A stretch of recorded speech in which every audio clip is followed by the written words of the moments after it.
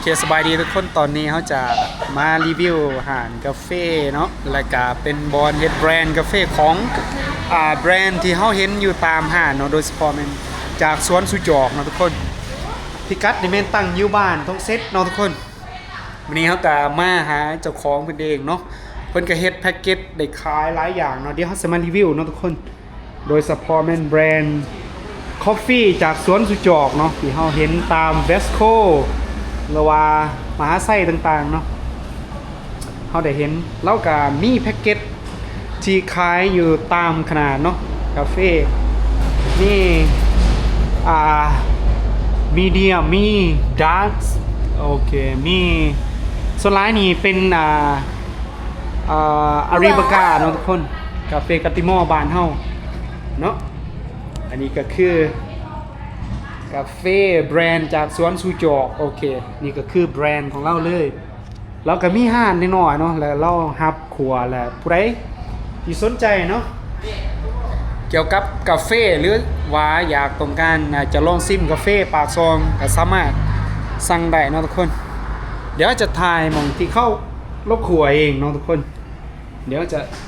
นี่เป็นห้องครัวกาแฟ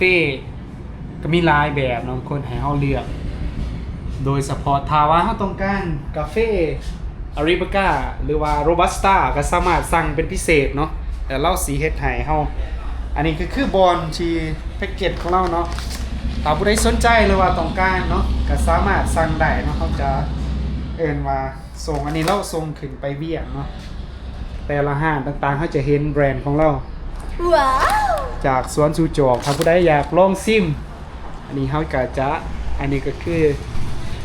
เจ้าของเราเนาะโอเคท่านผู้ชมโดยสบายดีขอถามซื้อหยังก่อนโอ้อยู่ปั๊มน้ำมันบุญโฮมเด้ออยู่บ้านทุ่งเซตเมืองปากซองแข้งจำปาซักโดยสนใจเม็ดกาแฟจากสวนสุจอกมาแวะได้เด้อเป็นเจ้าของสวนเลยว้าวโดยขอบใจหลายๆอันนี้เนาะท่านผู้ชมเรามีห่านเล็กๆน้อยๆอย่างนี้ชื่อว่าสไตล์แบบคูลๆไก่ๆเฮือนของเราโอเคหากผู้ใดสนใจเนาะได้แวะผ่านทางพงเซตก็สามารถลองซิมได้เนาะทุกคนรสชาติของเราสุดยอดโอเคเดี๋ยวเขาจะ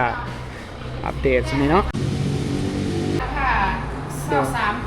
23,000มีแต่เครื่องตัววดเงินโอ้ว้าวเป็น30 บาทโดยเพราะว่า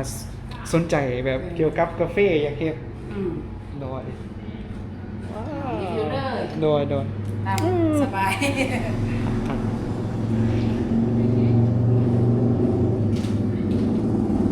อันนี้เป็นเมนูนะโอ้เฮ็ดเองส่งเองเป็นเบิด